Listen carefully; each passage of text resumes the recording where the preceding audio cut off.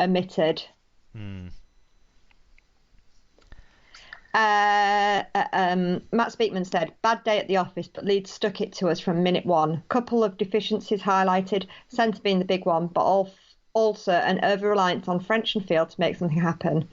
Games like this happened every year under Wayne and Mags, and we'd go on to win or challenge for the title. No panic at all. Last year we'd be battered next week, but I can see us being on it for KR on Thursday. St David said, well, I didn't expect that. Wigan were as bad and toothless as Leeds were powerful and potent. Astonishing. And Tom Andrews said, Toulouse beat Toulouse beat Leeds, Wigan sodomise Hull FC, then Leeds hammer Wigan. What is rugby league this year? Nothing emphasised what Alan was saying about games being hard to predict than this result, I thought. I know. We got a couple of late ones in. Callum, the Wigan drummer, said, was very disappointed with the result due to travelling 5 hours to get to the game. Worst game of the season for us. Hopefully that's the bad game out of the way and we can build up some good form for the playoffs. All credit to Leeds defence though. Thought they were superb. And Mark W said, probably Wigan's worst effort of the year, but fair play to Leeds. They really looked up for this. After some really poor recruitment going into 2022, they're now seeing huge effort from players like Newman, Smith and Sutcliffe who are committed to the club. As much as I loved their relegation candidate era, I have to admit they seem the favourites out of the bottom 7 to make the playoffs. I think those last two in particular sum it up for me. Probably Wigan's worst performance as a team of the year, and Leeds got their attitude and approach bang on, and Wigan didn't. I felt like Wigan turned up kind of thinking it was just going to be a continuation of the whole game. They didn't reset and respect that this was a different game against different opponents, different players who will be playing in a different way. And so instead of trying to like earn our way into the game and earn our way to create chances and stuff, we just basically thought we could put French through on the right wing all the time, and actually Ash Hanley was getting in the way of it all the time.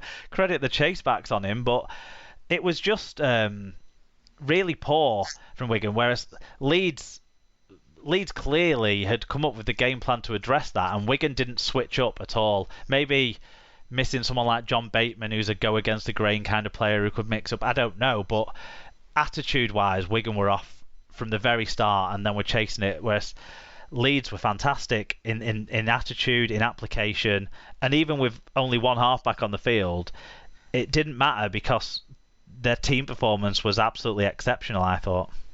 Yeah, I think Wigan did expect that they could just carry on going through field and French, and I think also the other difference was against Hull, any ball that was passed went straight to hands, whereas against Leeds, I think that there were a lot of very similar balls passed, but the player receiving it wasn't in quite the right position, or the player throwing it wasn't quite as crisp with the pass, and were ending up in touch. I think some credit to Leeds for that. They were in Wigan's faces a lot more so than Hull had been the week before. Because you're right, because one of the guys touched on it in the review. Wigan did make good ground up the field a lot of times. I thought when Wigan came out at the start of the second half, we were physically the dominant side, marched up the field easily, got ourselves in position to score, made a mistake. Marched up the field easily, got ourselves into position to score, made a mistake. And that happened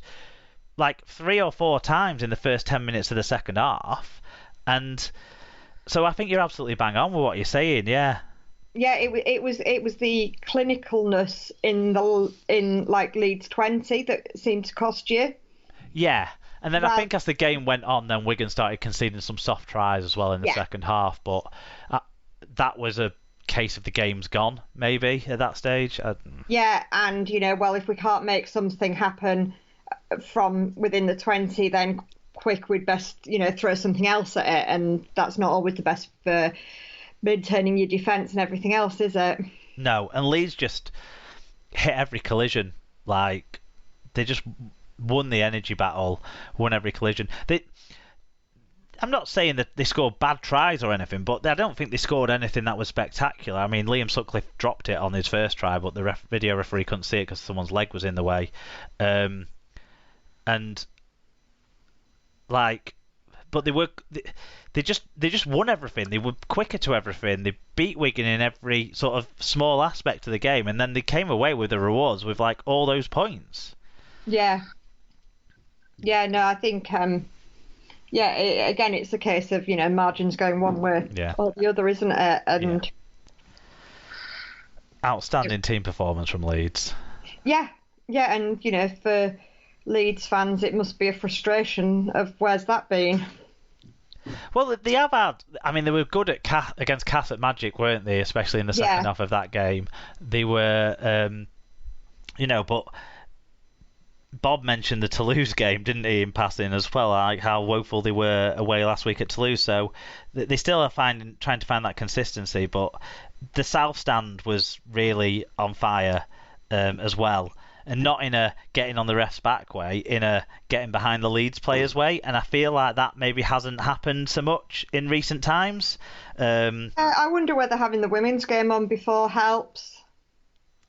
Yeah, possibly. There were a few people in a bit earlier, saw that big win and got people confident, yeah. I think, I know when I started watching, there'd often be an academy match before the main match started. And I think, partly people get there a bit earlier, but also it just puts you in sort of the right sort of mood, I think, for rugby, especially, when it is, exactly the same two teams. Yeah, fair. Well, talking about it being the same two teams, a bit of news that relates to the two same teams around this game. Wigan second row forward James McDonnell has signed for Leeds for the 2023 season. So the 22-year-old who can play second row or centre has signed a 2-year deal with the Rhinos. So that's another young back rower that Wigan have lost with Matty Nicholson also going to Warrington earlier this year, and so they'll be still relying on the old state. It's hard, isn't it, for young back rowers to get in at Wigan when you've got two of the best in the competition in Farrell and Bateman kind of ensconced in those positions. So salary cap management wise, Wigan have to go and get the next 19-year-old rather than a 20-odd-year-old getting a new deal. Good luck to him at Leeds. Let's move on to your game, shall we? The Friday night televised game. I must say, I forgot to change the automated tweets on this. So, according to our post asking for match reviews, this game happened on Sunday, but it definitely happened on Friday night. Hopefully, the distance between then and now has helped ease some of the pain of it. Sarah, it was Hull FC 18, Castleford 46. It was actually 18-14 to FC at half time. So, Castleford blitzed the second half. 9,550 were there. Chris Kendall was the referee. In terms of the team stats, Cass made over 500 more metres at 2.1 metres per carry better average gain.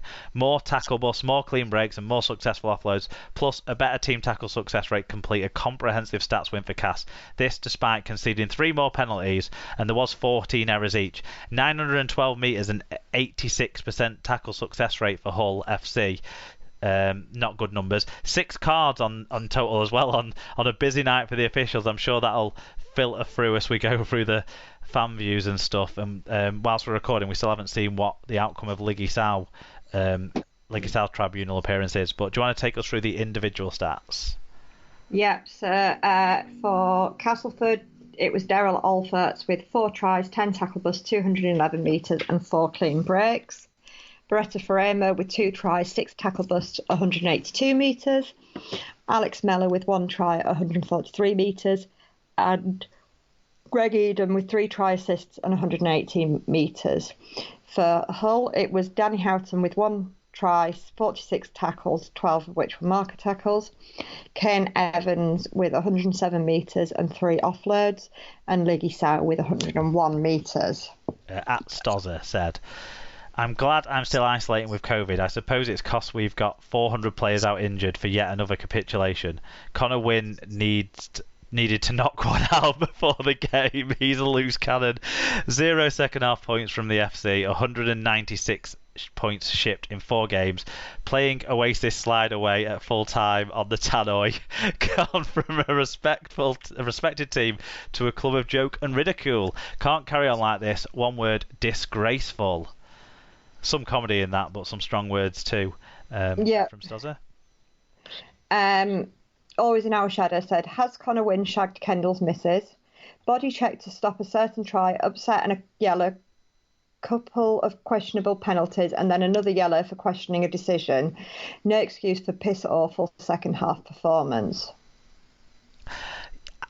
Yeah, look, it's understandable why Wynne reacted to being checked off the ball for that first one, but ultimately, unfortunately, it led to a mass all-in brawl, didn't it? And normally, if there's kind of 2 players who instigate that with their reactions, those players will go in the sin bin, and Wynne and Alfertz were the players, respectively, from each side that did react. So I thought it was a tough break on Wynne, because you can understand why he reacted, but at the same time, that's what we tend to see, isn't it? If a player reacts and it causes an all-in scuffle, then that player goes to the sin bin. And I mean, I think his questioning the referee was fully justified as a sin bin.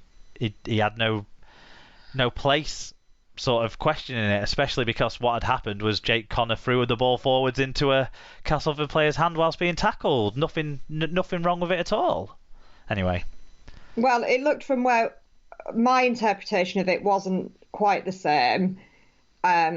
Because it looked like O'Brien had hit Connor very, very late. No, he hit him as he was passing it from what I saw. Okay. I mean,